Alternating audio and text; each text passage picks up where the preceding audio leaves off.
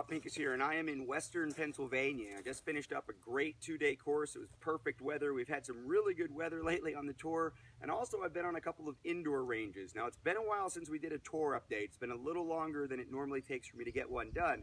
This is absolutely the busiest tour year that we've had.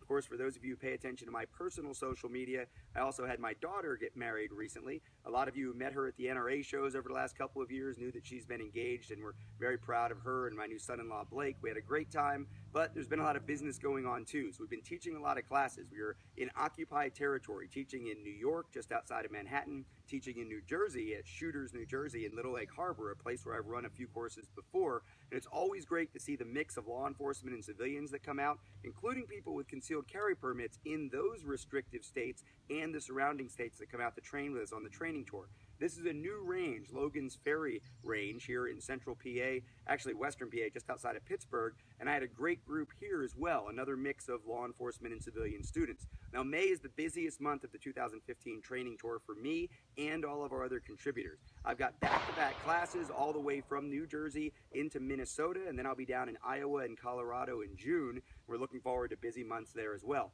There's still a few slots left in a couple of the classes, but not very many. And of course, most of my training this year is going to be done during the tour, so I'm really excited about all the people that are coming out to train with us. Now, we've got lots of other instructors who are also incredibly busy. Mike Seeklander has been teaching. We've got Chris Fry, who's been teaching, Grant Cunningham, Umari Broussard.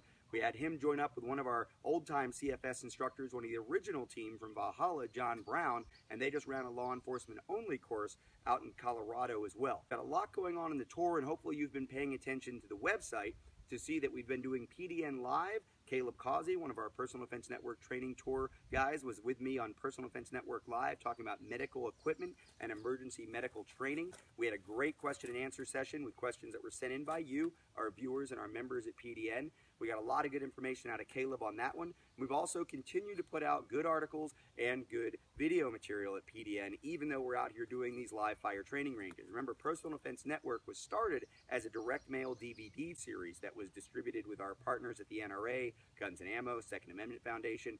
And then we put the stuff online. Now we're bringing the training straight here on the ranges and in the classrooms around the country.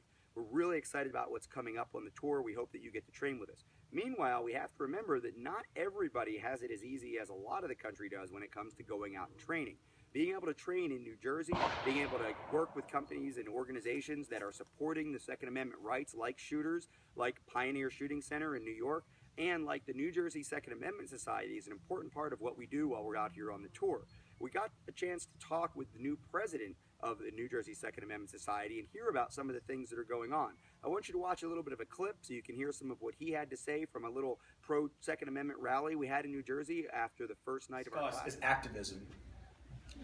Unfortunately, what's happening in New Jersey today is a war, and it's a war against our rights.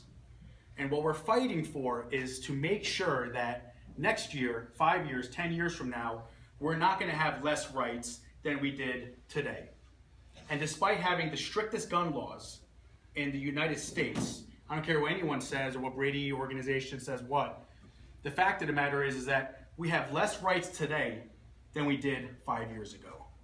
As much as I'd love to hang out with all you guys all day long, go to the shooting range, exchanging stories, spend time shooting each other's guns, every day there's legislators behind the scenes conspiring on how to limit us more and more and more. If you ask a legislator from New Jersey what kind of gun we should have, there is no such thing as a gun that's just right. You know, they talk about features as if a criminal shooting at a cop or a law-abiding citizen with one type of gun is going to be different from any type of gun. You know, the fact is we have to go after criminals and law-abiding citizens. Every year, 88 to 120 bills are being proposed to limit us more and more. And we're not talking about features, we're not talking about accessories, we're talking about the police coming into your house, inspecting it, and telling you and I if we are suitable gun owners. Also, another bill that nobody ever discusses was the fact that they want each and every one of you getting a psychological evaluation at your expense before you apply for a firearms identification card to say, a doctor gave me clearance, I'm allowed to own a gun.